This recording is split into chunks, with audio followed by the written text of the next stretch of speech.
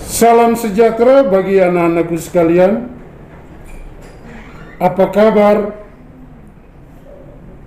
Harapan Bapak, anak-anak tetap semangat belajar, walaupun dari rumah kita masing-masing. Perkenalkan, nama saya Alfons Nahak. Saya mengampu mata pelajaran IPA kelas 9. Nah, sekarang materi yang akan kita pelajari adalah sistem reproduksi pada manusia. Namun sebelum itu, saya mengajak anak-anak sekalian untuk bersama-sama kita berdoa menurut agama dan kepercayaan kita masing-masing. Waktu diberikan 1 menit.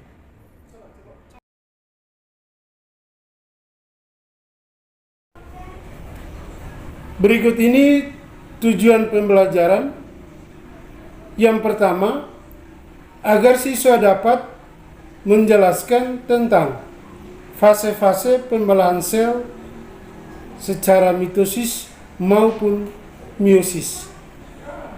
Yang kedua, agar siswa dapat menyebutkan ciri-ciri pada fase pembelahan sel secara mitosis maupun meiosis. Anak-anakku sekalian, untuk memahami materi sistem reproduksi pada manusia, kita terlebih dahulu mempelajari tentang pembelahan sel. Nah, untuk itu simaklah video berikut ini. Kali ini kita akan belajar tentang sistem reproduksi pada manusia. Ini materi IPA kelas 9 semester 1. Nah, pada bab ini kita akan belajar 5 hal utama.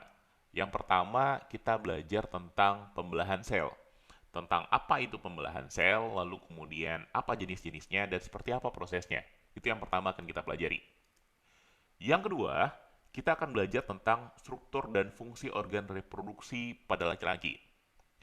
Yang ketiga, kita akan belajar tentang struktur dan fungsi organ reproduksi pada wanita. Terus yang keempat, kita akan belajar tentang siklus menstruasi, fertilisasi, dan kehamilan. Ya, ini terjadinya pada wanita. Menstruasi, nggak ada cowok yang mengalami menstruasi. Oke? Nanti kita akan sampai pada kenapa sih sewaktu menstruasi wanita itu sering banget mudah marah. Oke? Terus kita juga akan belajar terakhir tentang penyakit pada sistem reproduksi manusia. Oh ya, sebelum kita belajar, karena yang akan kita pelajari ini adalah sistem reproduksi, bagi sebagian orang sistem reproduksi ini akan jadi suatu hal yang tabu. Nah, ada yang perlu kita ingat di awal, kita tekankan di awal. Kita membahas ini tujuannya adalah untuk belajar, oke? Jadi ya nggak usah malu-malu, nggak usah berpikiran macam-macam. Oke, kita belajar sistem reproduksi biar kita lebih paham dan biar kita lebih peduli, oke, dengan organ reproduksi yang kita miliki. Biar kita bisa mampu menjaga kesehatannya, itu yang paling penting. Nah, yang pertama, kita akan ngebahas tentang pembelahan sel. Oke, apa itu pembelahan sel? Ya, secara umum pembelahan sel itu diartikan sebagai proses yang membagi satu sel induk menjadi 2 sel anak atau lebih. Oke? Apa maksudnya? Kita lihat contohnya. Misal gini, anggap ini misalkan satu buah sel. Nah, satu buah sel ini, setiap sel makhluk hidup, selama dia hidup, maka sel itu akan selalu cenderung untuk membelah. Oke? Apa tujuan membelah? Ya, biar makin banyak. Satu sel ini, dia bisa membelah menjadi 2 buah sel yang sama. Nah, sel ini kita sebut sebagai sel anakan. Nah, masing-masing sel anakan juga bisa membelah menjadi 2 sel anakan yang baru. Sehingga nanti kita akan peroleh 4 buah sel anak. Keempat buahnya ini, masing-masingnya juga nanti bisa membelah. Sehingga jumlahnya makin lama makin banyak. Nah, ini terjadi pada semua makhluk hidup. Selama dia hidup, maka dia cenderung akan terus membelah sel ini. Cuma makin lama, makin tua, ketika usianya makin tua, maka kemampuannya untuk membelah akan semakin kecil. Oke, contohnya orang tua. Ketika kita semakin tua, maka sel-sel tubuh kita akan makin lambat membelahnya. Prosesnya akan terjadi semakin lambat. Terus, apa tujuan sel itu membelah? Tujuan sel membelah, pertama, tujuannya adalah untuk pertumbuhan. Dulu waktu kelas 7 udah pernah belajar tentang pertumbuhan kan? Apa yang dimaksud dengan pertumbuhan? Pertumbuhan kalau secara biologi diartikan sebagai proses penambahan ukuran yang nggak bisa balik lagi. Apa contohnya? Misalkan nambah tinggi. Kalian kalau nambah tinggi, mungkin nggak nanti jadi pendek lagi? Nggak mungkin. Oke? Terus nambah kepintaran misalkan. Nambah kepintaran ini contohnya kayak gini. Dulu waktu bayi eh, bisanya cuma nangis doang. Sekarang udah bisa ngomong, udah bisa ketawa, udah bisa jalan, lari. Itu kita sebut sebagai pertumbuhan. Gara-gara ada sel-sel otak yang tumbuh. Oke, ada bagian-bagian pada otak kita, pada otot kita yang tumbuh dan nggak mungkin balik lagi. Oke? Nah, ya contohnya kayak tadi. Nih, ada bayi yang awalnya cumanya bisa tidur aja. Nanti dia tumbuh menjadi bayi yang bisa merangkak. Oke? Kepandaiannya nambah. Terus nanti dia tumbuh lagi menjadi anak-anak, anak-anak yang ya yang ceria atau yang cengeng seperti ini. Oke? Yang lebih tinggi, yang lebih berat. Terus kemudian dia tumbuh lagi menjadi seorang remaja. Oh, ini remaja pemarah. Terus tumbuh lagi menjadi seorang yang dewasa. Nah, proses ini kita sebut sebagai proses pertumbuhan.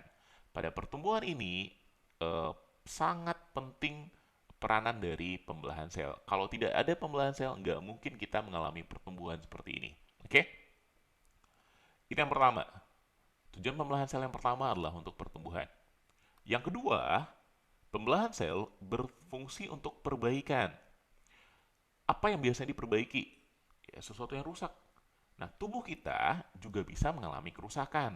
Kerusakannya bisa terjadi pada tingkat sel, atau pada tingkat jaringan, ataupun pada tingkat organ. Oke? Apa contoh kerusakan yang paling sederhana? Yang paling sering kita alami? Luka. Oke? Luka adalah salah satu contoh kerusakan yang perlu diperbaiki. Nah, ini ada contohnya. Nih, dia ngalami luka pada jari tangannya. Nah, luka itu makin lama, ya dia bisa sembuh sendiri. Kadang-kadang nggak perlu diobati, dia bisa sembuh sendiri. Kenapa bisa sembuh? Gara-gara sel-sel yang berada di dekat luka itu mengalami pembelahan, sehingga lukanya bisa ditutup oleh sel-sel yang baru. Nah, kalau sering kita perhatikan, setiap ada luka, biasanya ada bekasnya.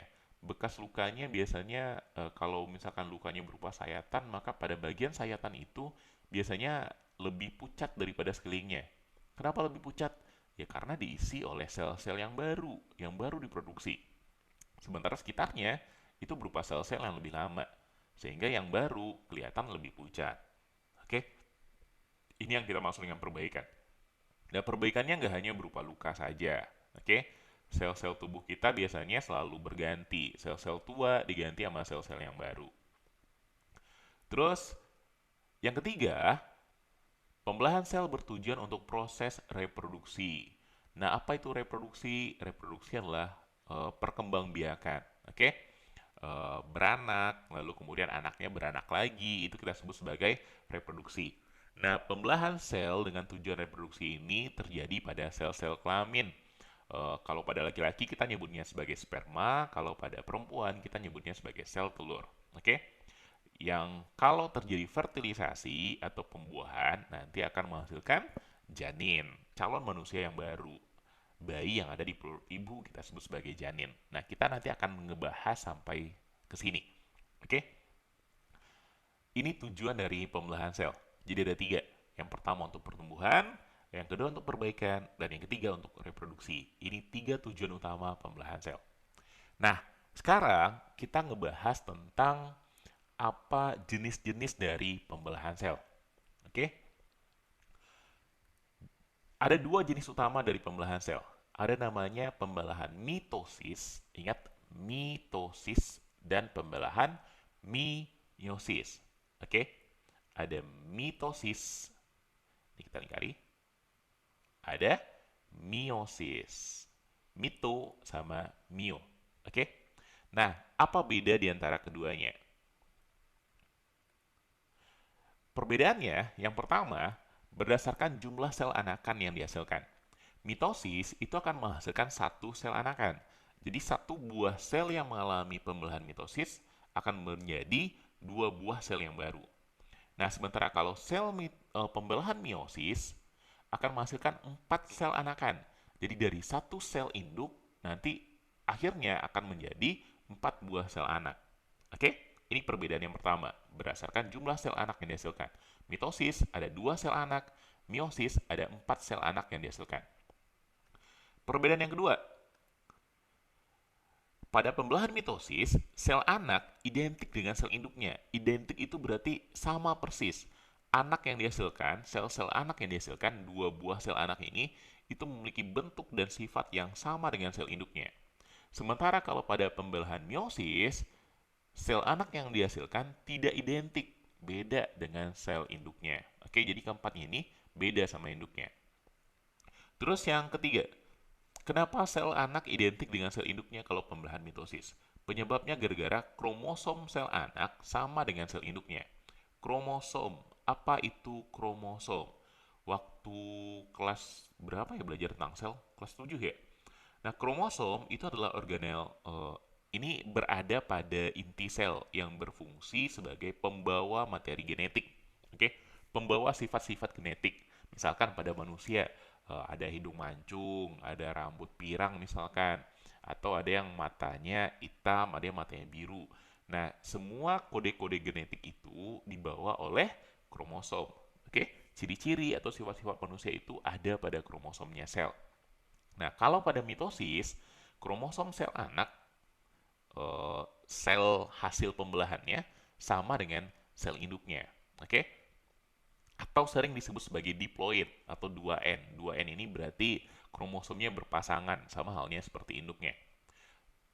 Berbeda dengan meiosis. Kalau pada meiosis, kromosom sel anak yang dihasilkan, sel anak ini sel ya hasil dari pembelahannya, itu jumlahnya hanya setengah dari sel induknya. Jadi kalau induknya 2N, maka anaknya, sel anaknya itu punya kromosom yang jumlahnya adalah N. Sering disebut dengan istilah haploid. Oke, bedakan diploid berarti 2N, kromosomnya sama dengan kromosom induknya, jumlahnya sama. Sementara kalau meiosis, dia sifat sel anaknya adalah haploid atau N, kromosomnya setengah dari sel induknya. Oke, ini perbedaan yang ketiga. Terus perbedaan yang keempat, tempat terjadinya. Mitosis terjadi pada sel tubuh. Apa itu sel tubuh? Ya, sel seluruh tubuh kita. Sel kulit, sel otot, sel tulang, sel apa lagi? Sel rambut. Oke? Terjadi pada sel tubuh dalam proses pertumbuhan. Misalkan rambut makin panjang. Oke? Kita makin tinggi gara-gara tulang yang makin nambah. Oke? Terus pada perbaikan, ada luka, nanti diperbaiki. Atau pada reproduksi aseksual. Nah, kalau reproduksi aseksual ini tidak terjadi pada manusia. Ini terjadi pada tumbuhan atau bisa terjadi pada tumbuhan atau pada hewan-hewan yang tingkat rendah. Kalau pada tumbuhan apa contoh reproduksi aseksualnya? Kita cangkok, oke? Atau kita stek. Tahu kan cangkok sama stek? Kalau cangkok ada bagian pada dahan yang dilukai lalu kemudian dikasih tanah nanti akarnya tumbuh. Atau stek tinggal dipotong lalu dimasukkan ke dalam tanah nanti tumbuh dengan sendirinya.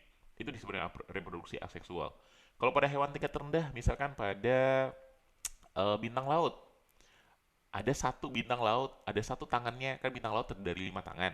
Ada satu tangannya yang kepotong misalkan, maka bagian yang kepotong itu akan tumbuh menjadi bintang laut yang baru. Oke? Itu kita sebut sebagai reproduksi aseksual, tanpa perlu perkawinan antara jantan dengan betina. Nah, kalau pada pembelahan meiosis, ini terjadi pada sel kelamin dalam proses reproduksi seksual. Oke? Ini terjadi pada pembentukan sel sperma dan sel telur pada manusia ataupun pada hewan tingkat tinggi. Pada tumbuhan juga. Oke? Ini yang terjadi pada pembelahan meiosis. Terjadi pada sel kelamin pada proses reproduksi seksual. Sementara pembelahan mitosis terjadi pada sel tubuh dalam proses pertumbuhan, perbaikan, dan reproduksi aseksual. Ini 4 perbedaan utama antara mitosis dengan meiosis. Oke? Hafalkan keempat-empat perbedaan ini. Jangan sampai kebalik. Nah, sekarang kita bahas prosesnya. Kita bahas pertama proses untuk pembelahan mitosis terlebih dahulu. Nah, tahap pada pembelahan mitosis itu ada 4 tahap utama. Yang pertama kita mulai dari, sebelum kita mulai tahapnya, dulu kita pernah belajar tentang sel, tentang bagian-bagian sel. Nah, sekarang kita ingat-ingat lagi bagian-bagian sel ini karena nanti untuk memahami proses pembelahan mitosis ataupun meiosis akan lebih gampang kalau kita tahu nama bagian-bagian sel. Nah, kita mulai dari yang tengah ini. Yang di tengah ini namanya adalah nukleus atau inti bahasa Indonesianya. Ini inti. Apa yang ada di dalamnya? Di dalam inti ini terdapat kromosom. Oke, kromosom sebagai pembawa materi-materi genetik. Nah, inti ini dibungkus oleh membran inti namanya. Kalau nggak ada membran intinya, akibatnya intinya nanti akan tercerai-berai, terserak di semua bagian sel. Oke? Jadi dia dikumpulkan, dibungkus oleh membran inti. Jadi bagian luar inti ini kita sebut sebagai membran inti. Dalamnya kalau kayak gini jadi nggak kelihatan karena ada membran intinya. Nah, kemudian di luarnya ini ada berbagai organel sel. Kita mulai dari sitoplasma. Jadi cairan sel yang ada di dalam sel ini nanti ada cairan disebut sebagai sitoplasma. Dan organel-organelnya ini melayang di dalam cairannya. Yang pertama ada namanya, kita mulai dari yang atas, ada namanya aparatus Golgi. Yang ini. Terus ada namanya mitokondria. Terus ada namanya lisosom. Terus ada namanya retikulum endoplasma. Ada retikulum endoplasma halus, ada retikulum endoplasma kasar. Terus ada ribosom, yang titik-titik ini ribosom. Terus ada yang namanya sentrosom. Nah, di antara semua organel sel, yang berperan paling penting, yang berperan penting pada proses pembelahan itu ada dua. Yang pertama adalah inti, nukleus, dan yang kedua adalah sentrosom. Dua hal ini yang nanti akan berperan penting dalam proses pembelahan. Nah, apa fungsinya? Sekarang kita lihat. Oke, pada pembelahan mitosis, proses pertama disebut sebagai profase. Oke, ini gambar sel yang tadi. Ini tadi intinya, terus yang ini adalah sentrosom. Oke, tadi sentrosomnya cuma ada sepasang sentriol. Jadi masing-masing ini nanti disebut sebagai sentriol. Oh, lowbat. Kita pause dulu ya. Oke, kita lanjutkan. Nah, apa yang terjadi? Kenapa sentrosomnya jadi dua pasang? Padahal tadi awalnya cuma sepasang. Nah, pada tahap profase ini ada beberapa hal yang terjadi. Yang pertama, yang terjadi pada proses profase itu yang pertama adalah ini. Benang-benang kromatin memadat membentuk kromosom. Jadi di dalam inti itu materi-materi genetik berada dalam bentuk benang-benang kromatin yang halus. Nah, sebelum terjadi pembelahan pada proses profase, benang-benang kromatin tadi memadat, menebal, membentuk kromosom. Biasanya kadang-kadang kromosom ini dinamakan dengan X, oke? Digambarkan, tapi emang gambarnya berbentuk seperti huruf X, oke? Dia menebal, membentuk kromosom. Itu yang pertama yang terjadi. Yang kedua, membran inti, kan inti tadi dibungkus oleh sebuah membran. Nah, membran inti pada proses profase dia mulai rusak menjadi bagian-bagian kecil. Rusaknya karena emang sengaja. Jadi sengaja dia berubah menjadi lebih kecil, menjadi bentuk fragmen, bagian-bagian yang kecil. Oke? Akibatnya apa? Akibatnya ketika dia rusak, ketika dia menjadi bagian-bagian yang kecil, nah si kromosom yang berada di inti bisa keluar. Oke? Terus yang ketiga, yang terjadi, sentrosom tadi membelah sehingga jadi dua pasang sekarang. Lalu memisah menjadi kutub yang berlawanan. Sepasang sentrosom, kalau di sini menuju ke atas, sepasang lagi menuju ke bawah. Lalu kemudian mereka terhubung dengan yang namanya gelondong pemisahan atau benang spinel. Jadi yang warna kuning mirip benang ini kita sebut sebagai benang spinel atau gelondong pemisahan. Oke, benang spindel, sorry. Nah, nanti berfungsi untuk menarik kromosom. Oke, itu tahap yang pertama. Namanya adalah tahap profase. Nah, sekarang kita lanjut ke tahap berikutnya disebut dengan tahap metafase. Nah, si membran intinya kan udah hilang, maka si kromosomnya udah bebas berada di dalam sel, udah berada di luar inti, nggak lagi ada di dalam inti, tapi di dalam sitoplasma dia sekarang. Nah, pada proses metafase, satu hal yang utama terjadi itu adalah yang pertama, sentrosomnya udah berada di kutub. Yang satu ada di atas, yang satu ada di bawah. Oke? Kemudian, si kromosom-kromosomnya ini berjejer di tengah, persis berada di tengah-tengah yang disebut sebagai bidang pembelahan. Kenapa disebut dengan bidang pembelahan? Karena garis ini tempat dia membelah nanti. Tempat selnya terbelah nanti berada di garis ini.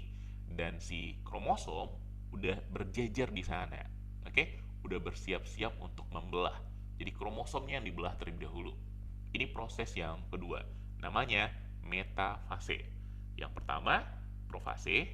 Yang kedua kita sebut sebagai metafase. Oke? Lanjut, proses yang ketiga. Proses ketiga kita sebut sebagai proses anafase. Nah, coba perhatikan gambarnya. Apa yang terjadi pada kromosomnya? Kromosom yang tadi berjejer, oke, di bidang pembelahan di tengah-tengah, sekarang ditarik oleh sentrosomnya. Sentrosom atas narik ke arah atas, sentrosom yang berada di bawah narik ke arah bawah, sehingga kromosomnya jadi terpisah. Oke, jadi terbelah kromosomnya. Sebagiannya pergi ke atas, sebagiannya lagi pergi ke bawah. Itu yang terjadi. Namanya kromatid istilahnya. Jadi kromatid saudara dari setiap pasangan, ini awalnya berpasangan, memisah menuju kutub yang berlawanan. Ada yang menuju kutub atas, ada yang menuju kutub bawah. Oke, ini yang terjadi pada proses anafase. Jadi yang pertama tadi namanya adalah profase, yang kedua metafase, dan yang ketiga adalah anafase. Oke? Nah, berikutnya proses yang keempat dan yang terakhir pada proses pembelahan mitosis ini. Kita nyebutnya telofase. Kromosom yang udah terpisah, yang udah ke atas sebagian dan ke bawah sebagian, berikutnya mulai dibungkus lagi oleh membran inti. Jadi membran inti yang tadi awalnya di profase mulai menghilang, oke, berubah menjadi fragmen. Di bagian telofase, membran inti kembali lagi membungkus kromosom. Oke, masing-masing ada di sel yang atas dan ada di bagian bawah. Oke, jadi nanti akan dihasilkan dua buah sel dengan dua buah inti. Terus yang kedua, si kromosomnya mulai meregang. Kan tadi pada profase kromosom dibentuk, kromatin memadat membentuk kromosom. Nah, sekarang kromosomnya akan meregang lalu akan berubah lagi jadi benang-benang kromatin. Oke? Jadi benang-benang halus kromatin. Terus berikutnya yang tiga yang terjadi, terbentuk cincin pembelahan. Yang mana cincin pembelahan itu berupa lekukan ini. Oke? Di lekukan inilah kemudian sel akan membelah. Sel akan terbagi dua. Satu sel ada di atas dengan satu sel ada di bawah. Sel yang persis sama seperti sel induknya. Oke? Dengan jumlah kromosom yang sama. Oke? Sehingga dihasilkan ada dua sel anakan. Nah, ini kita sebut sebagai proses mitosis. Ingat prosesnya? Profase yang pertama, metafase, anafase, sama telofase. Oke? Perhatikan gambarnya baik-baik karena biasanya ini nanti ditanya. Oke? Di ujian biasanya nanya ini. Bisa aja pertanyaannya berupa gambar lalu ditanya nama prosesnya apa. Oke? Atau ditanya seperti apa urutannya. Profase, metafase, anafase, dan yang terakhir adalah telofase. Oke? Nah, sekarang kita lanjut. Tadi kita udah ngebahas yang mitosis. Sekarang kita bahas pembelahan meiosis. Nah, kalau pada pembelahan meiosis, ini tahapnya agak sedikit lebih banyak. Kan tadi kalau pembelahan meiosis yang dihasilkan adalah 4 sel anakan. Dan prosesnya lebih banyak, lebih panjang. Nah, proses yang pertama kita nyebutnya sebagai profase. Ini kita zoom aja dulu. Ini zoom kalau nggak salah nih. Nah, ini. Nah, pada proses profase ini pada proses yang pertama kita nyebutnya sebagai profase 1. Oke? Yang terjadi pada proses profase 1 hampir sama sama yang tadi. Yang pertama, membran inti berubah menjadi bagian-bagian kecil atau fragmen. Membran intinya mulai menghilang sehingga kromosomnya menjadi bebas berkeliaran di dalam sel, oke, di dalam sitoplasma. Terus yang kedua apa yang terjadi? Kromatin ya sama kayak tadi, kromatin memadat menjadi kromosom. Terus perbedaannya terjadi di sini. Terjadi pindah silang di antara kromosom, terjadi ada kaki-kaki kromosom yang saling bersilangan. Ada bagian-bagian yang pindah. Bagian dari kromosom pindah ke bagian berikutnya. Oke? Nah, inilah yang mengakibatkan kromosom anak berbeda dengan kromosom induknya. Karena terjadi perpindahan silang, maka ketika dia membelah, maka kromosom yang dihasilkan, kromosom anak yang dihasilkan berbeda dengan kromosom induknya. Oke? Ini yang kedua. Terjadi pindah silang pada kromosom. Terus berikutnya, sentrosom ini sama kayak tadi. Terbentuk sentrosom, sentrosomnya membelah sehingga terjadi dua pasang, lalu kemudian memisah menuju kutub. Yang satu ke kutub bawah, yang satu ke kutub atas. Terus terbentuk gelondong pembelahan atau benang spindel istilahnya. Oke? Ini proses yang pertama. Kita nyebutnya sebagai proses profase. Oke? Terus yang kedua disebut sebagai proses metafase 1. Kalau tadi profase 1, yang kedua disebut dengan metafase 1. Mirip yang terjadi sama metafase pada mitosis. Nah, pada metafase 1 ini yang terjadi, kromosom berjejer pada bidang pembelahan. Oke? Jadi kromosom yang udah keluar dari intinya udah nggak ada lagi, lalu kemudian berjejer. Terus sentrosomnya, nih sentrosom, itu udah ada pada kutub dan bersiap-siap menarik kromosom. Oke? Terus tahap ini nanti dilanjutkan oleh tahap ketiga yang kita sebut sebagai anafase 1. Nah, pada proses anafase, kromosom yang udah berjajar ditarik oleh sentrosomnya ke atas dan ke bawah sehingga terpisah dua. Oke? Kromosom homolog memisah dan bergerak ke kutub. Terus proses yang keempat adalah proses telofase. Pada proses telofase, membran inti mulai terbentuk kembali, mulai terbentuk membran inti. Oke? Lalu kemudian terbentuk lekukan untuk membagi sel menjadi dua. Ada lekukan, nih lekukan ini. Tempat nanti sel akan membelah. Oke? Terus kemudian ya sama seperti tadi, ini nanti akan menebal. Ini nanti akan menebal. Tapi sebelumnya ya dia akan menebal, membentuk kromosom akan membentuk kromatin lagi. Ini kita sebut sebagai telofase 1. Nah, ini tahap pertama. Ini disebut sebagai meiosis 1 istilahnya. Jadi dari tahap pertama dari profase 1 sampai telofase 1, 4 tahap pertama ini disebut sebagai meiosis 1. Oke? Nah, meiosis tidak berhenti sampai di sini. Nah, ketika ini udah membelah, proses pembelahannya nanti disebut sebagai sitokinesis. Terjadi sitokinesis sehingga dibentuk dua sel anakan yang haploid. Nah, berikutnya ada proses yang kita sebut sebagai profase 2.